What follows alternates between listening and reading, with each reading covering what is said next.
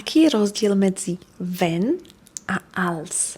Obe preložíme ako keď. Wenn má dvojaké využitie. V prvom prípade povieme wenn, keď sa jedná o nejakú podmienku. Napríklad, keď som unavená, pijem kávu. Wenn ich müde bin, trinke ich Kaffee. Alebo sa používa pri opakovanej udalosti, činnosti v minulosti. Napríklad, vždy keď som bola vo Švajčiarsku, navštívila som tam moju kamarátku. Čiže bola som tam viackrát, opakovalo sa to. A v tomto prípade, pri tej opakovanej udalosti v minulosti, sa to wenn častokrát spája s immer.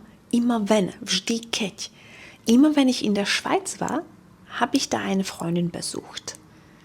A als použijeme pri jednorazovej udalosti, činnosti v minulosti. Takže sa to neopakovalo, bolo to raz. Napríklad, als ich klein war, habe ich mit Puppen gespielt.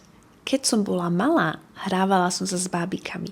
A pozor, síce sa to opakovalo, že som sa hrávala s bábikami, ale tá jednorazová udalosť sa viaže na tú vetu s tým keď. Keď som bola malá, als ich klein war, a ja som bola len jedenkrát počas života malá. A presne k tejto gramatike wenn a als nájdete aj videá a cvičenia s riešením v mojom online klube Nielen pre samoukov a získate prístup k ostatným materiálom, kde sa sústredím nielen na gramatiku, slovnú zásobu, ale aj tú ozajstnú, hovorovú, autentickú nemčinu a máte tam moju osobnú podporu pri tvorbe vlastných vied, prípadne akýchkoľvek otázok.